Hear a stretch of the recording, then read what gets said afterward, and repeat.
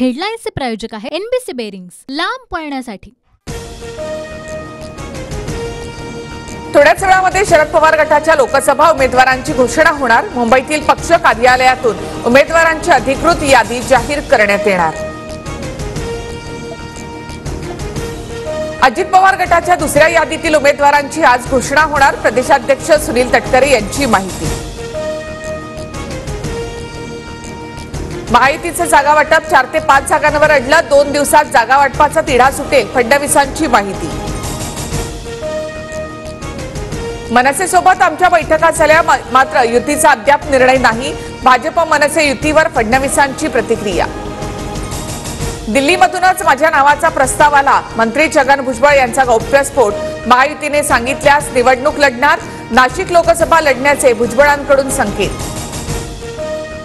उमेदवारी घोषित नसताना शिंदे गटाच्या हेमंत गोडसेंकडून प्रचाराला सुरुवात, तर नाशिक लोकसभेची जागा शिंदे गटच लढणार, संजय शिरसाट यांचं वक्तव्य।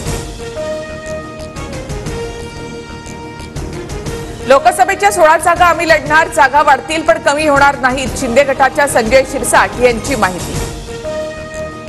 विजय शिवतारेंची बारामतीमधून माघार, शिंदे फडणवीसांकडून गुंजवणी योजनेचं पाणी पुरंदरला देण्याचं आश्वासन।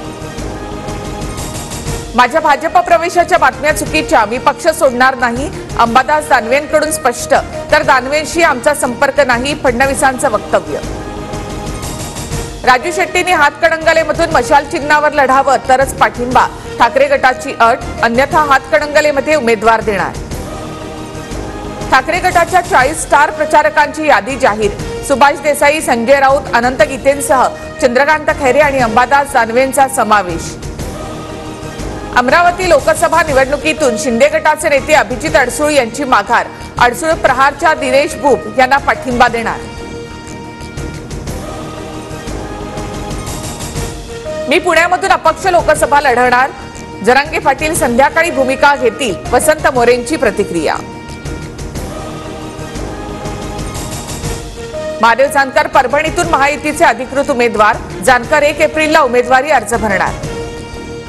काँग्रेसमधील मोठ्या नेत्यांसह इतर पक्षातीलही लोक भाजपत येणार, मंत्री सुधीर मुनगंटीवार यांचं सूचक वक्तव्य। धक्क्यावर धक्के बसतील पण 4 जूनला ठाकरे गटाला मोठा धक्का बसेल, फडणवीसांच्या भेटीनंतर रावसाहेब दानवेंची प्रतिक्रिया। रामटेकमधून शंकर चहांते वंचितचे अधिकृत उमेदवार, किशोर गजभिये अपक्ष लढणार, गजभियेंनी अर्ज मागे घ्यावा यासाठी काँग्रेसकडून दबाव।